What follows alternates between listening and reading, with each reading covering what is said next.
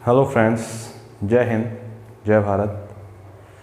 स्वागत है आपका फिर से एक 12वीं क्लासेस में। हमने जो लास्ट टॉपिक अपना पढ़ा था वो पढ़ा था प्रायिकता, ठीक है। और इम्पोर्टेंट पार्ट है वो क्लास 12 के लिए भी और रीट के लिए भी, ठीक है। क्लास 12 में थोड़ा हाई लेवल का हो जाता है। हमारे जो क्वेश्चंस आने हैं वो मैंने पिछली क्लास में आपको करवा दिए, ठीक है। अब एक तो मन था कि अनुपात समानुपात करवा दें, लेकिन फिर मुझे आइडिया आया कि क्यों ना आपको इम्पोर्टेंट क्वेश्चन करवा दिए जाएं जो रीट के लिए इम्पोर्टेंट है।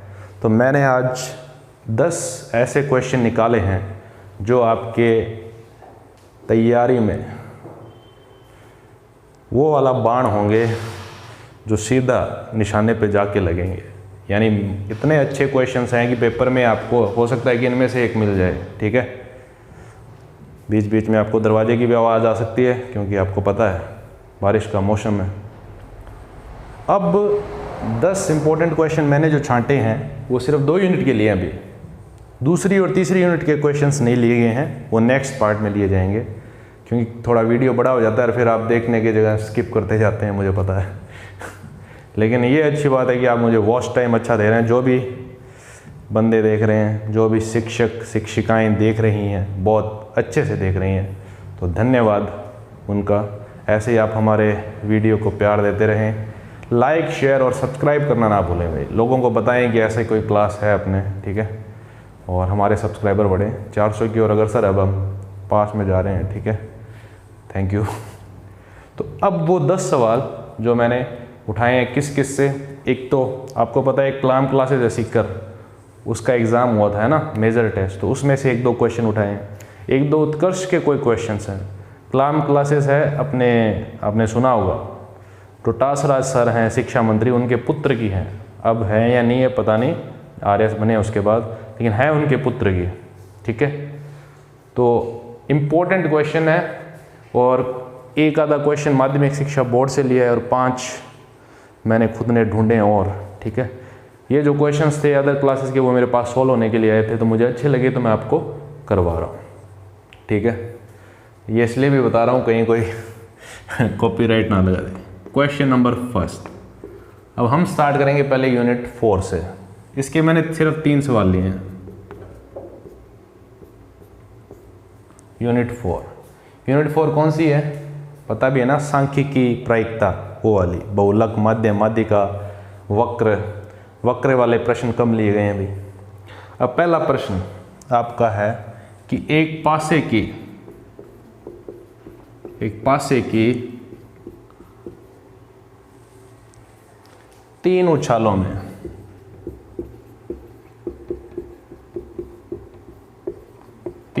में त्रिकों के आने की ये मैंने खुद ने बनाया भाई। अब कहीं तो कहीं लिखा ही होगा, ये कहीं से उठाया नहीं है। अच्छा सवाल है। तो बताइए, त्रिकों के द्विकों तक तो हम सबको आता है। द्विक हम जानते हैं कि 1-1, 2-2, 3-3, 4-4, 5-5, 6-6 पासे उछालें 2 बार। 3 बार में त्रिक क्या होंगे फिर? 1-1-1, 2-2-2, 3-3-3, 4-4-4, 5-5-5, 6-6-6, ठीक है। ऑप्शन आपके ये हैं। पहले सॉल्व करना चाहें तो आप आंसर भेज। लाइव क्लास तो है नहीं कोई, प्रीमियर जरूर करेंगे इसका भी भाई।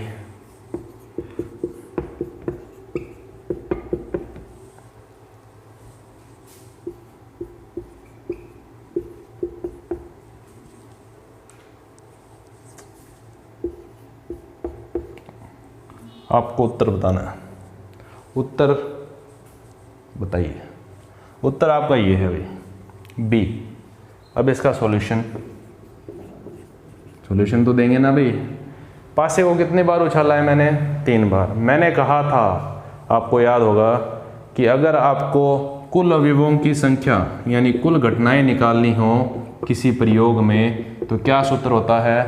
परिणाम की घात उछाल, यानी कितनी बार आपने उछाला है। तो कुल परिणाम अगर आपको पता है पासे के छाल में कितने परिणाम होते हैं? 6। उछाला कितनी बार? 3 बार, यानी 216। कुल घटनाएं आपको पता चल गई कि सर कुल क्यों काटी आप। कुल तो जरूरत है ना प्रायिकता ज्ञात करने के लिए। सबसे पहले आपको ये कुल तो पता होना चाहिए, क्योंकि भाग में हमेशा कितनी स्थितियां आती हैं, कुल स्थितियां आती हैं भाई। तो आपकी कितना होगा देखो, और त्रिक आपको पता है 6 ही होंगे। त्रिक वाली घटनाएं कौन सी होंगी, 1 1 1 2 2 2 3 3 3 4 4 4 5 5 5 6 6 6, यानी तीनों बार सेम नंबर आना।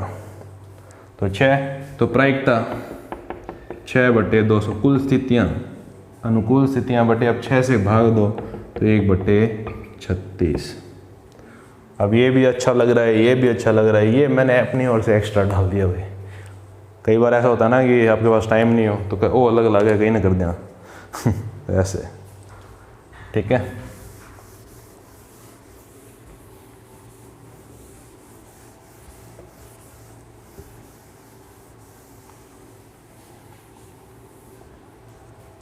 दूसरा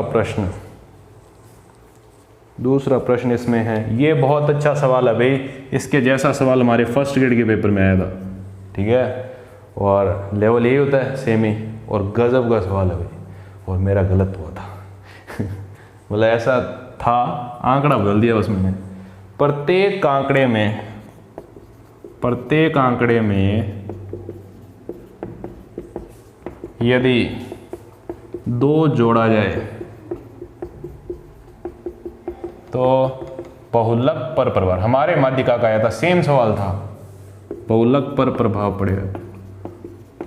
अब मेरा इसलिए गलत हो गया था, ये कोई फर्स्ट पेपर में नहीं आया था, सेकंड में दे दिया।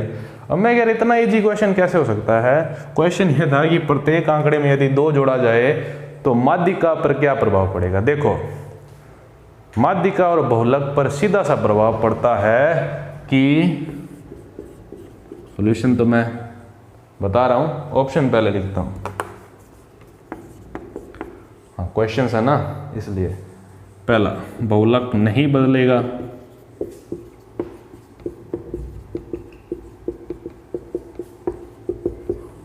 और गलत नहीं हुआ था मतलब मैंने किया नहीं था वो, हाँ गई का साहब ना आपने को नहीं, अरे गलत नहीं हुआ था, बढ़ जाएगा।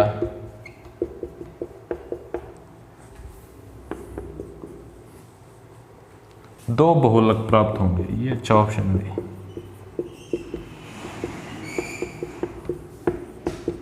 और जब कुछ नहीं बचता हमारे पास तो हम ये लिख देते हैं नन ऑफ दीज, ठीक है। इसका आंसर है ये 2 बढ़ जाएगा। देखिए माध्यिका हो चाहे बहुलक, अगर आप प्रत्येक आंकड़े में 2 बढ़ा रहे हैं तो वो 2 बढ़ जाती हैं, चाहे माध्यिका हो चाहे बहुलक हो। एग्जाम्पल जैसे ये है 1 1 3, ये है। अब बहुलक कौन है इसमें, एक बहुलक क्या होता है, जो ज़्यादा बार आए, जिसकी बारंबारता सर्वाधिक हो, तो 1 अधिक बार आया। अब इसमें 2 2 जोड़ दो, 3 3 5। अब बहुलक 3, 1 में कितना जोड़ा, 2 3 आया, तो बहुलक कितना बढ़ गया, 2 बढ़ गया। ऐसे ही माध्यिका में होता है, तो बहुलक कितना हो जाएगा, 2 बढ़ जाएगा, ठीक है। इस चीज़ को जरूर ध्यान रखें भाई।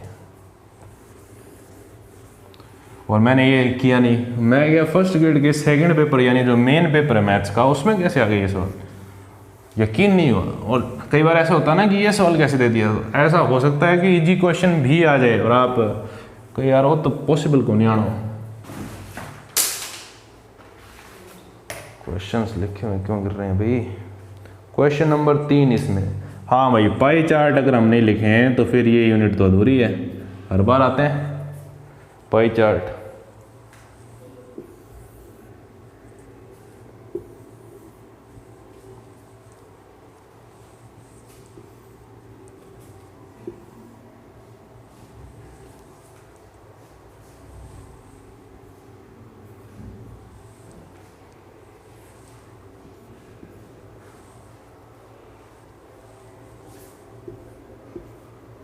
ये मध्य बिंदु मान लेना, होता तो बीच में है। हाँ भाई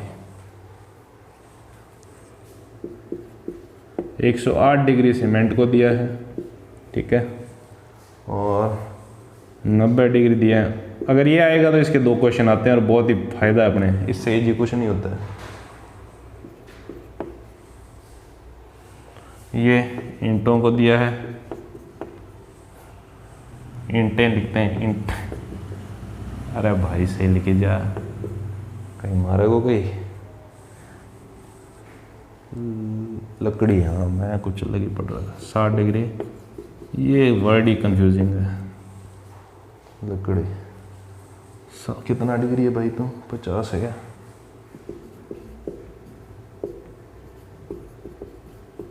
और ये कितना बच गया? 22। ये अन्य, ये खर्चा दिया हुआ है कि 1991 में घर बनाओ तो इस प्रकार से खर्चा लगता है, और 2001 में बनाओ तो सीमेंट है, सीमेंट ज़्यादा लगा। पहले कच्चा बन जाता तो यूँ बेरो पट्टा है। मजदूरी बढ़ गई। 100 डिग्री ध्यान रखना। ईंटें कम लग रही हैं। ईंटें क्यों कम लगी भाई? 40 डिग्री, क्या ये लकड़ी भी कम लगाई है, मतलब खर्चे के हिसाब से। स्टील 60 डिग्री, स्टील ज़्यादा यूज़ होने लग गया अभी। पहले गेट लकड़ी के लगते थे, अब किसके लगते हैं? स्टील के। 10% नहीं हुई डिग्री अन्य।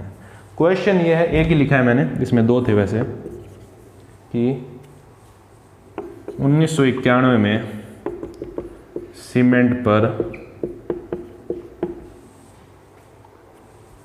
कुल कितने प्रतिशत खर्च। अब प्रतिशत में खर्च पूछ लिया।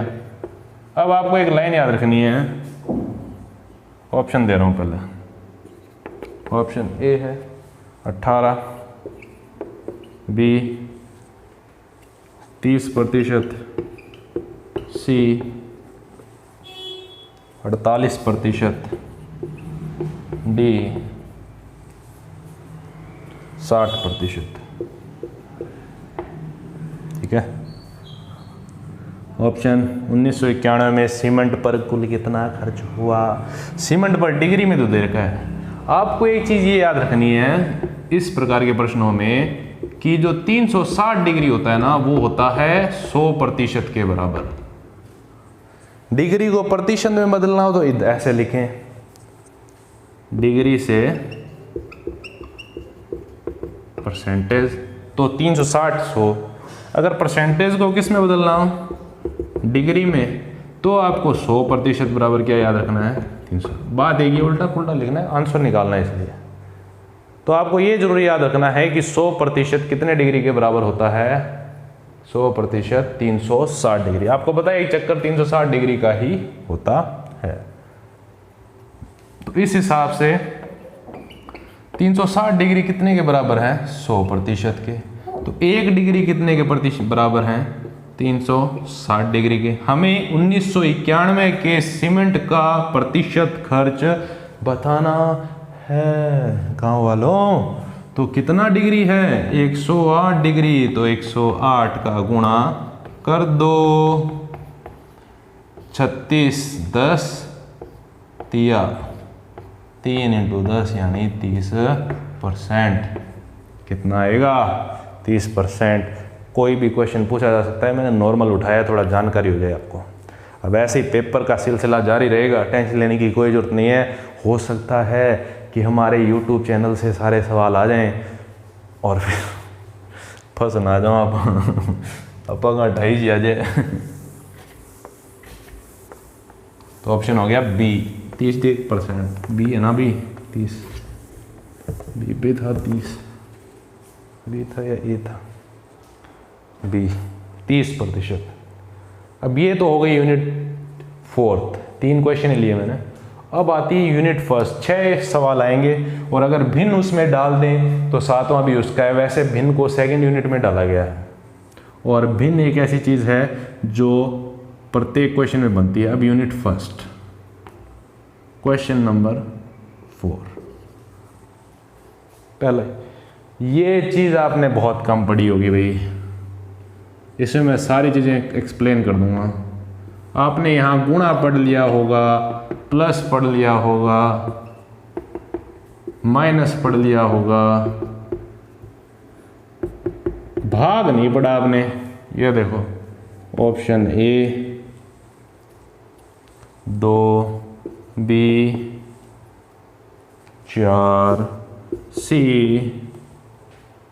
6, डी मैंने भी नहीं पढ़ाया ये आपको उस क्लास में जिसमें ये बताया गया था।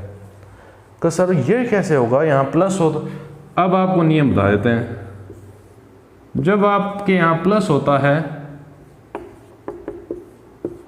तो एक तरीका तो ये होता है कि यहाँ पे x लिख के और पूरा सोल्व करो। एक आपको मैंने ये बताया था कि आप ऐसे दो भागों में तोड़ो कि जिनके गुणा में अंतर 1 आए। कैसे कि 8 किन किन भागों में टूटता है, 2 4, 2 चौके 8, 2 और 4 का अंतर 2 है भाई, 1 नहीं है।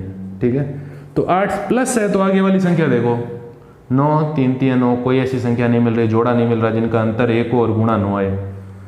10 2 5 10 नहीं, 11 भी नहीं है, 12 मिल रहा है, 3 चौके 12। ठीक है, 3 गुणा 4 12 होता है।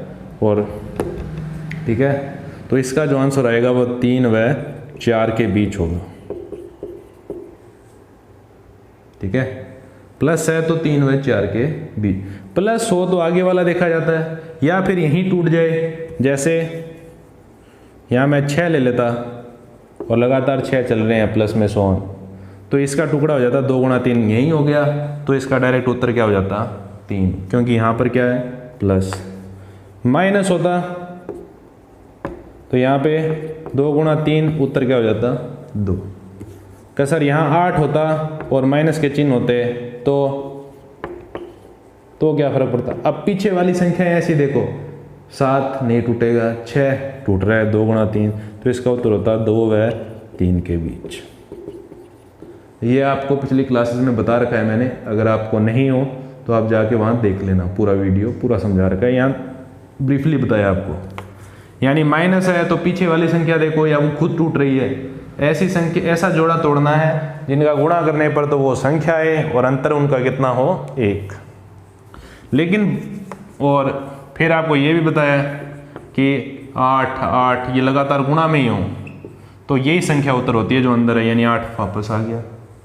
क्या सर अब भाग में क्या करें, ध्यान रखना भाई, इंपॉर्टेंट। बाकी तो पढ़ा है हमने, x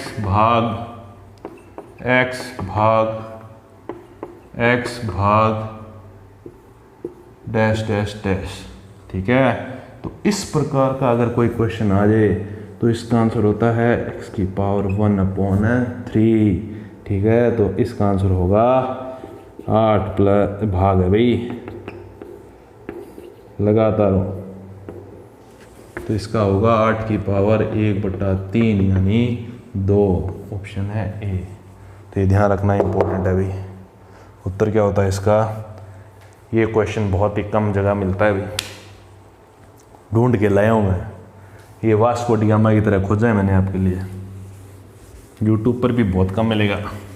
एसएससी के लिए भी मोस्ट इम्पोर्टेंट हो जाता है भाई। हमें तो वो थंबनेल नहीं बनाने आते, वरना इसका थंबनेल बहुत शानदार बनता, लोग बहुत देखते इसको। अब इसका ये क्वेश्चन बेसिक है, क्वेश्चन नंबर 5। 8 माइनस 2√15 का वर्गमूल। अब ये पिछली बार का सवाल है भी, देखें तो पिछली बार भी ऐसा सवाल आया था। इस चीज़ की बहुत इंपॉर्टेंस है, ऑप्शन दे रहा हूँ मैं।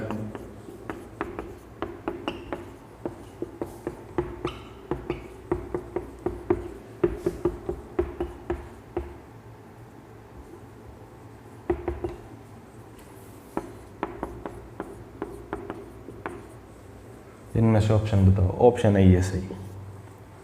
ठीक है, ये चीज़ के अंदर जैसे इसी को ऐसा भी लिखा जा सकता है कि 7 प्लस इसका मान बताओ, इसका मान।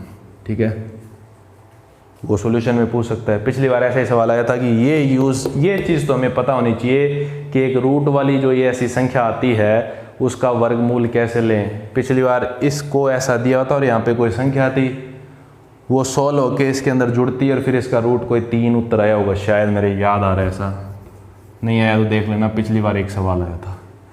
ये चीज़ें इंपॉर्टेंट है, इसको मैंने बताया भी है पिछले वीडियो में जब मैंने ये कराया वर्गमूल लेना इनका। इसमें आप इस 8 को भूल जाओ, आपको याद रखना है 2ab। क्या याद रखना है? 2ab। सेकंड पोर्शन जिसमें रूट दिया हुआ है उसमें आपको एक 2 चाहिए। 2 अगले ने पहले दे रखा है। यहां अगर प्लस है तो a प्लस बी का होल स्क्वायर बनेगा, यहां अगर माइनस है तो ये पक्का a माइनस बी का ही होल स्क्वायर बनेगा। इस चीज को ध्यान रखना, प्लस है तो प्लस का स्क्वायर, माइनस है तो माइनस का। 2 चाहिए, 2 मिला हुआ है, ए बी नहीं मिले हुए, तो अब 15 को तोड़ो। फिर तुम 2 रूट 15 को तोड़ो भाई। कैसे तोड़ोगे? रूट 5 गुणा 3 यानी 2 गुणा रूट 5 रूट 3। तो 2ab क्या बन गया? 2ab। 2ab ए मिल गया, b मिल गया, सीधा यहाँ माइनस का चिन्ह है तो रूट 5 माइनस रूट 3 का होल स्क्वायर। तो वर्गमूल ये होगा ना भाई, इसका स्क्वायर है ये, ठीक है। इसका स्क्वायर करें तब भी आता है, तो वर्गमूल हो गया रूट 5 माइनस रूट 3। समझ गए बंधु? तो आंसर आपका ये है। इसको ऐसा लिखा जा सकता है, इसका वर्गमूल चाहिए अपने को। वर्गमूल का मतलब स्क्वायर हटा दो, उत्तर आ गया। सावन का महीना पवन करे शोर, यही सवाल आ जाए तो दिल मांगे और मोर मोर मोर मोर मोर। जुड़ा नहीं है, कोई बड़ी बात नहीं है। जुगलबंदी कोई नहीं, लेकिन दिल मांगे मोर। शेरशाह मूवी, विक्रम बत्रा, गजब मूवी का तो पता नहीं, वो व्यक्ति बहुत गजब थे। कारगिल युद्ध में अपने भारत देश की विजय पताका फहराने में महत्वपूर्ण योगदान देने वाले। अब फिर आप भी इसी तरह, जरूरी नहीं है कि हम बॉर्डर पर जाकर ही युद्ध लड़ें तभी हम वो क्या कहते हैं, क्या बोले हैं उसको, देशभक्त होंगे। आजकल देशभक्ति का प्रमाण चाहिए ना सबको। ये बोलना जरूरी है, ये नहीं बोलना, ये बोलना है, तो वो वाला सिस्टम नहीं है। आप शिक्षक बनकर अगर अशिक्षा को मिटा दो समाज से, तो आप सबसे अच्छा काम कर रहे हो पूरे देश के लिए और विश्व के लिए भी, ठीक है। क्योंकि जहाँ अशिक्षा है ना, जहाँ जहाँ अशिक्षा है वहाँ लड़ाई है, ये ध्यान रखना। अफगानिस्तान का हाल देख लो, ठीक है। जहाँ अशिक्षा है यानी शिक्षा का अभाव है, तो सबसे अच्छा काम जो करता है वो एक शिक्षक करता है। और सबसे अच्छा काम जो शिक्षक करता है वो भी एलिमेंट्री शिक्षक का मुकाबला नहीं है। एलिमेंट्री शिक्षक का मुकाबला हम भी नहीं कर सकते, फर्स्ट ग्रेड है तो क्या हुआ। आप हमारे लिए बेस तैयार करोगे, कैसी उपज आएगी वो आप पर डिपेंड करेगा, ठीक है। एक शिक्षक प्रलय भी ला सकता है, चाणक्य ना, एक शिक्षक निर्माण भी करता है, ठीक है। अब क्वेश्चन, ये समीकरण से संबंधित है। कितने हो गए अपने? 5 हो गए क्या? छठा नंबर पता नहीं कौन सा चल रहा है। अच्छा सवाल है। समीकरण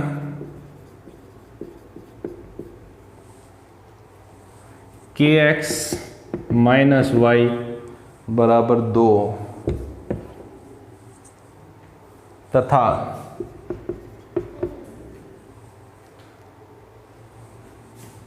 सिक्स एक्स माइनस 2y बराबर 3 का एक अद्वितीय हल होगा यदि k बराबर, ऑप्शन नहीं है और प्रश्नवाचक है, 5 b माइनस 2 c 4 d सभी। इसका उत्तर है सभी, ठीक है। जब आपको इस प्रकार से समीकरण दी हो,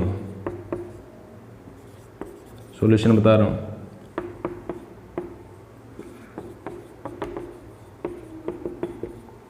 तो अद्वितीय हल की कंडीशन क्या होती है,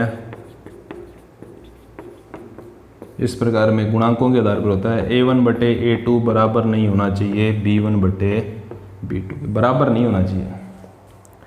ठीक है, तो a1 बटा a2 निकालो। इसमें ये a1 है, ये a2 है, इसका b1 बराबर -1 और b2 बराबर कितना है -2। ठीक है, तो a1 बटा a2 k बटा 6, b1 बटा b2 -1 बटे -2 यानी 1 बटे 2। ये बराबर नहीं होने चाहिए, नॉट इक्वल्स टू ये। तो k बटा 6 बराबर किसके नहीं होना चाहिए, 1 बटा 2 के। 6 को उधर भेजो, तो k क्या नहीं हो सकता, 3 नहीं हो सकता। k के ऊपर सिर्फ एक कंडीशन है, 3 नहीं हो सकता। तो 5 भी हो सकता है, -2 भी हो सकता है और 4 भी हो सकता है, इसका मतलब सभी। तो ये ध्यान रखना इंपॉर्टेंट है भाई। सॉल्यूशन क्या कंडीशन होती है द्वितीय की, a1 बटे a2 not equals to b1 upon b2। ये पूरी कंडीशंस आपको हल विद्यमान ना हो, ठीक है, अनंत हल हो, वो सारी कंडीशंस आपको समीकरण वाले पूरे पार्ट में बताई हुई हैं, जाकर देख लें, उद्धार हो जाएगा। कोई ऐसा सवाल नहीं आएगा जो हमारे किराए से बाहर आया हो। ठीक है,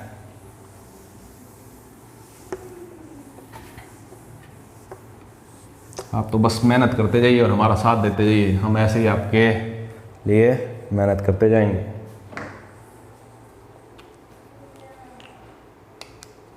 हाँ भाई, अब सवाल आता है, एक स्टेटमेंट पर आधारित है, अच्छा सवाल है। यदि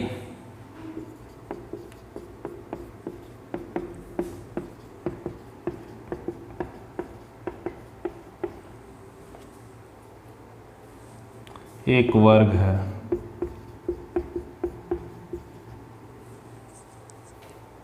वर्ग यानी वर्ग संख्या है, तो बताओ x का मान। अब एक ऑप्शन तो ये होता है कि जी आप ऑप्शन उठा के रखते जाओ, लेकिन वर्गमूल निकालना पड़ेगा, फिर इनका गुणा करना पड़ेगा, तो ऐसा चलेगा नहीं भी। इसमें तो स्टेटमेंट ही काम आएगा आपके। और स्टेटमेंट क्या लगता है इसमें, स्टेटमेंट आपका ये लगेगा कि क्या लगाएं, हाँ, जब यहाँ पे विषम संख्या क्यों चाहे सम, ये दोनों सम है, ठीक है। सॉल्यूशन, जब आपको सम संख्या दे रखे हैं तो आपको ये देखना है कि इनका अंतर कितना है, बड़ी माइनस छोटी का, चाहे विषम हो चाहे सम।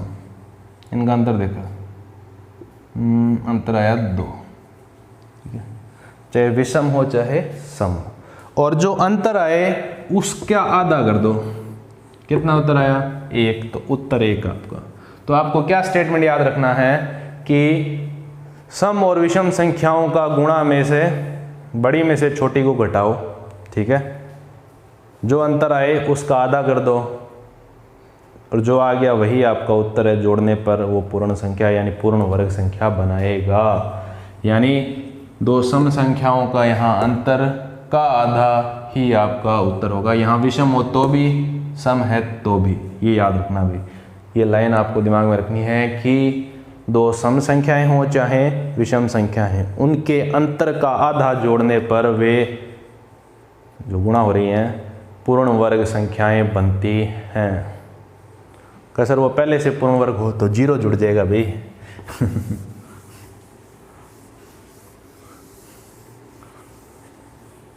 ठीक है, तो ये अच्छी क्वेश्चंस ढूंढ के तकड़े लाया हूँ भाई मैं आपके लिए। अब ये तो बहुत ही अच्छा सवाल है अपने हिसाब से, 8वां है क्या। हाँ, तो यदि व्यंजक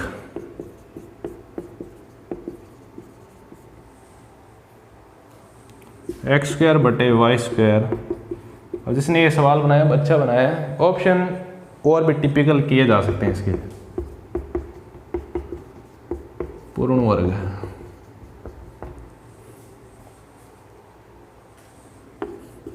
तो t का मान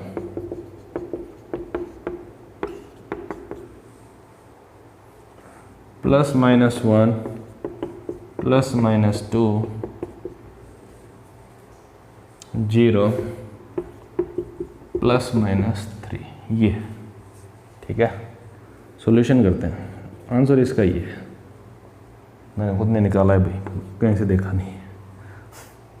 ये एक पूर्ण वर्ग है, तो पूर्ण वर्ग पहले इसको लिखते हैं। पूर्ण वर्ग होता है जिसके ऊपर पूरे पे स्क्वायर आ जाए, तो मैं इसको लिख सकता हूँ x/y का स्क्वायर 2x y/2 का स्क्वायर। तो मैं अगर ऐसे देखूँ तो ये a स्क्वायर, ये b स्क्वायर, ये पूरा 2ab है मेरे हिसाब से। ये a स्क्वायर है और ये क्या है b स्क्वायर। तो a क्या है मेरे पास x/y, b क्या है मेरे पास y/2, ab, तो 2ab क्या होगा 2ab 2 गुणा y/2, y से y 2 से 2, तो सीधा कितना आएगा x, सीधा कितना आएगा x आएगा, ठीक है। का तो सर इसका मतलब t का मान 1 हो गया, हमारे यहाँ tx दिया हुआ है, उत्तर में आना चाहिए x, ठीक है। तो t का मान 1 हो गया, लेकिन यहाँ पर आप -1 भी तो ले सकते हो ना, माइनस भी तो हो सकता है, क्योंकि दो प्रकार से होल स्क्वायर बनता है, a + b का होल स्क्वायर और a - b का होल स्क्वायर। दोबारा देखो, इसको इसने पूर्ण वर्ग बोला है, पूर्ण वर्ग बनेगा तो इसी प्रकार बनेगा, या तो a + b का होल स्क्वायर या a - b का होल स्क्वायर। अब यहाँ प्लस दे रखा है, t के बारे में हमें कुछ नहीं बताया अभी, हमने इसको स्क्वायर में बदल लिया। क्या करें, मैंने देखा ये a स्क्वायर है, ये b स्क्वायर और ये 2ab है, ठीक है। 2ab हमारी तरफ से किसके बराबर है tx के, तो tx का सर t का मान तो 1 आ गया ना, +-1 होगा, कारण क्योंकि दो प्रकार से स्क्वायर बन सकता है, a + b का होल स्क्वायर, a - b का होल स्क्वायर, a स्क्वायर। अब यही तो दिक्कत है, अगर मान लो ये ऐसे ऑप्शन दे देता, इसमें तो इजी दे रखे हैं, और यहाँ देता a व b दोनों और d इनमें से कोई नहीं, तब ऑप्शन सी हो जाता है ना, ये थोड़ा ध्यान रखना भाई। और हम कर देते हैं, ये कर देते हैं, चलो। तो ये ऑप्शन है x/y, ये a है, ये अंदर वाला b है, मैंने 2ab निकाला तो मेरे पास x आया, हमें कितना देर का है tx, यानी t का मान कितना होना चाहिए, अब 1 होना चाहिए। लेकिन 1 कौन सा होना चाहिए, प्लस का या माइनस का, दोनों ही हो सकते हैं। क्यों, क्योंकि आपको पता है दो प्रकार से होल स्क्वायर बनता है, a + b का होल स्क्वायर और a - b का होल स्क्वायर। इसको जरूर ध्यान रखें भाई, गलती हो तो कमेंट सेक्शन में लिख दे, कोई सॉरी सारी थोड़े बोलेंगे। हाँ भाई, कितने हो गए, 8 हो गए क्या, अब 9। अब 2 सवाल एक जैसे हैं ना, ये इजी है मेरे हिसाब से तो, और अगला इससे भी इजी है। ये वैसे 11वीं के अंदर भी आ जाता है ऐसा सवाल, ठीक है। 11वीं की जो गुणोत्तर श्रेणी की प्रश्नावली है, गुणोत्तर श्रेणी यानी अब इस समय बदल के पता नहीं कौन से नंबर की होगी, पहले 8वीं होती थी, तो वो जो प्रश्नावली है उसका भी एक सवाल बनता है। तो अच्छा सवाल है, इसलिए इम्पोर्टेंट है। तो y का मान वहाँ भी पूछा गया ऐसा, समांतर गुणोत्तर श्रेणी के अंदर आता है ये, तो ये सवाल अच्छा बनता है भाई, 12वीं के लेवल का भी है और है 10वीं के नीचे भी, ठीक है। तो ये पूछा है y का मान बताओ, ऑप्शन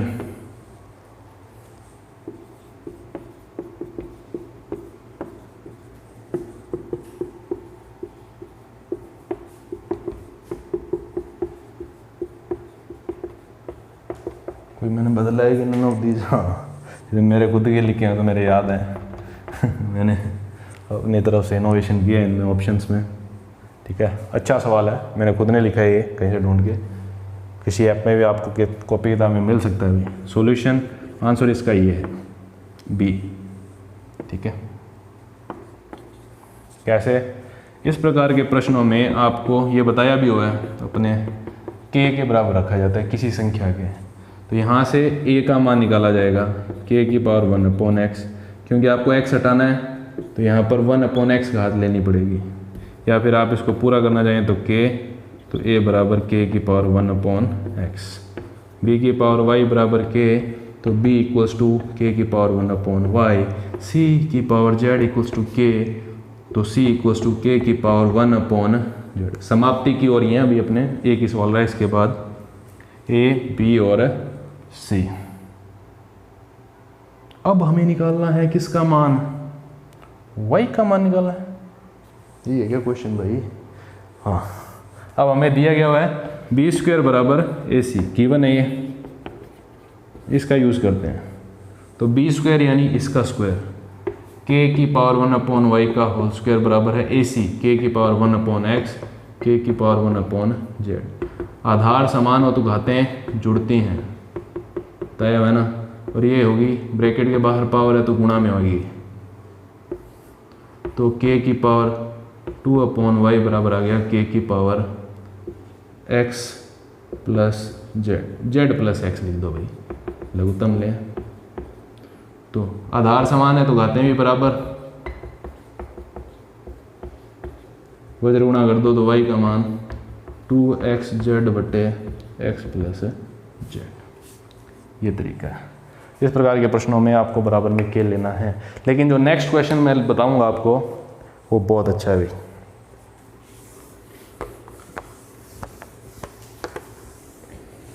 इसी प्रकार अब पेपर का सिलसिला रहेगा, साथ साथ में टॉपिक भी करवाते जाएंगे। वीडियो पूरा देखना भाई, और सब्सक्राइब जितना ज़्यादा हो सके उतना करवाएं। ये फर्स्ट लेवल और सेकंड लेवल दोनों के अंदर अच्छे काम के हैं। Last question but not the least, नहीं लास्ट में है लेकिन बट नॉट लीस्ट, यानी बहुत कमज़ोर नहीं है, बहुत बढ़िया। लास्ट क्वेश्चन लास्ट ही है और बहुत ही शानदार क्वेश्चन बता रहा हूँ मैं आपको। सात मतलब ज़िंदगी के लिए मान लो ये प्रश्न, क्यों? क्योंकि रीट में ना लगे तो कहीं यहाँ ब्याह और को नहीं हसी हो। तो ABC का मान बताओ। अब का सर ठीक है बता देंगे, और ऑप्शन दे दिए, कुछ जड़ में नहीं दिए, नॉर्मल दे दिए। 4 B 3 C 2 D 1। इसको कैसे सॉल्व करें? क्या सर इसके बराबर क्या मान लो? बिल्कुल नहीं करना है भाई, ये आसान अलग तरीके का सवाल है थोड़ा, और इसमें पूरा का पूरा आपका इसका ऑप्शन है, क्या ऑप्शन था भाई इसका? 1। ये अलग तरीके का सवाल है।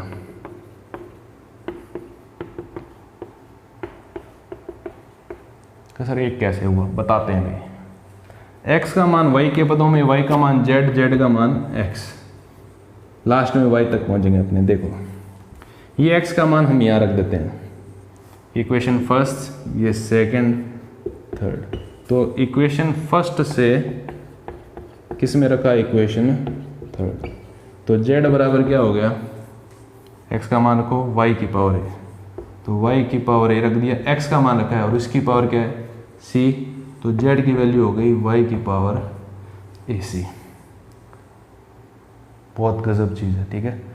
अब ये z का मान, ये मान लो 4 नंबर इक्वेशन, तो 4 से मान किस में रखो? इक्वेशन सेकंड में। 4 से मान किस में रखो? इक्वेशन सेकंड में।